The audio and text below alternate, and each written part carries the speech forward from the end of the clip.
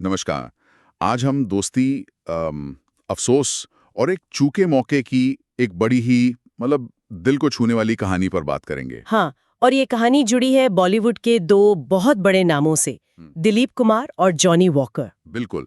हमारे पास एक किस्सा है जो उनके रिश्ते के आखिरी दिनों की एक बहुत ही खास पर दुखद घटना बताता है। और हमारा मकसद है इस वाक्य को और इसके पीछे जो जज्बात हैं उनको समझना। तो चलिए कहानी शुरू करते हैं एक फोन कॉल से। तारीख थी 29 जुलाई 2003। दिलीप कुमार साहब के घर की घंटी बजती है, फोन बजता है और वो खुद उठाते हैं। अच्छा। दूसरी तरफ से आवाज आती है, साहब मैं जॉनी वॉकर के घर से बोल रहा हूँ। और दिलीप साहब का क्या रिएक्शन था? दिलीप साहब तो खुश हो गए।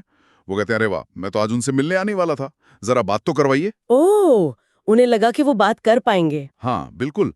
मगर दूसरी तरफ से जो जवाब आया वो एकदम चौंकाने वाला था। क्या कहा उन्होंने? आवाज आई, लेसो साहब, आपके दोस्त वो अल्लाह को प्यारे हो गए, वो अब नहीं रहे। Oh my God. कहते हैं ये सुनकर दिलीप कुमार साहब एकदम सन्न रह गए। फोन हाथ में ही रह गया। जाहिर है ये तो बहुत बड़ा सदमा रहा होगा, लेकिन इस फोन कॉल से ठीक पहले क्या चल रहा था दोनों के बीच, ये जानना भी जरूरी है। हाँ बिल्कुल। कुछ महीनों से ऐसा सुनने में आया था कि दिलीप कुमार और जॉनी वॉकर साहब के बीच किसी बात पर थोड़ी अनबन थी, मनमुटाव चल रहा था। हाँ, मुलाकातें बंद थी, बातचीत कम हो गई थी। बिल्कुल। और ये कोई नई दोस्ती तो थी नहीं, सालों पुराना रिश्ता था। सही बात है। लेकिन अच्छी बात ये हुई कि कुछ कॉमन दोस्तों ने बीच बचाव किया, सुलह की कोशिश की। अच्छा, तो कोशिशें हो रही थीं। हाँ, और दोनों मान भी गए थे।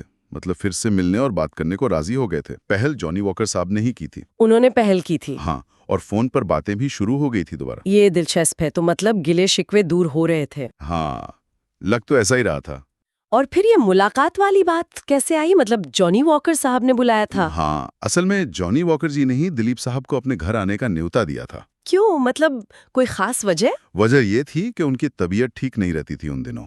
अच्छा, सेहत नासाज थी। हाँ, तो उन्होंने फोन पर कहा, यूसुफ साहब, आपसे मिलने का बहुत दिल कर रहा है, लेकिन तबीयत साथ नहीं देती।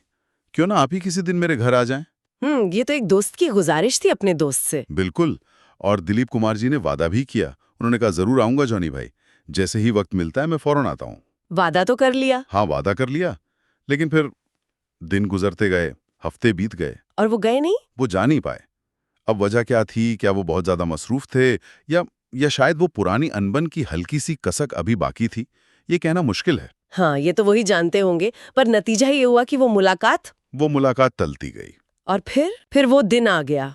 29 जुलाई। हाँ। वो दुखद फोन कॉल आ गया, जिसने मिलने की हर उम्मीद, हर संभावना को हमेशा के लिए खत्म कर दिया। उफ, ये सुन के ही अफसोस होता है। कहते हैं कि दिलीप कुमार जी को इस बात का बेहद बहुत ज्यादा अफसोस रहा जिंदगी भर। मलाल रहा होगा, जाहिर है। हाँ, उन्हें ये बात अंदर ही अंदर खाती थी कि वो अपने दोस्त की वो आखिरी ख्वाहिश पूरी नहीं कर सके।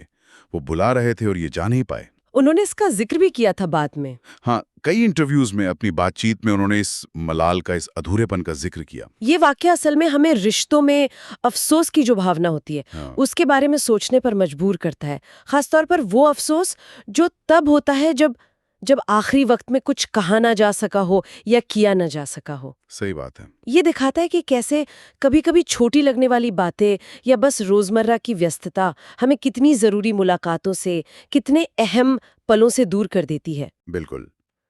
तो इस कहानी से जो बात सबसे ज्यादा उभर कर आती है, वो है रिश्तों को सहेजने की अहमियत। और शायद उससे भी ज्यादा वक्त रहते गिले शिकवे दूर करके अपनों के लिए समय निकालने की जरूरत। हाँ, मतलब सिर्फ इरादा कर लेना काफी नहीं होता है ना, उस पर अमल करना भी उतना ही जरूरी है। सही कहा, इससे पहले के बहुत देर हो जाए। और ये बात सोचने पर मजबूर करती है कि हमारी अपनी भागदौड़ भरी जिंदगी में हम कितने ऐसे मौके चूक जाते होंगे। कितनी बार सोचते होंगे, चलो कल मिल लेंगे, बाद में बात कर लेंगे।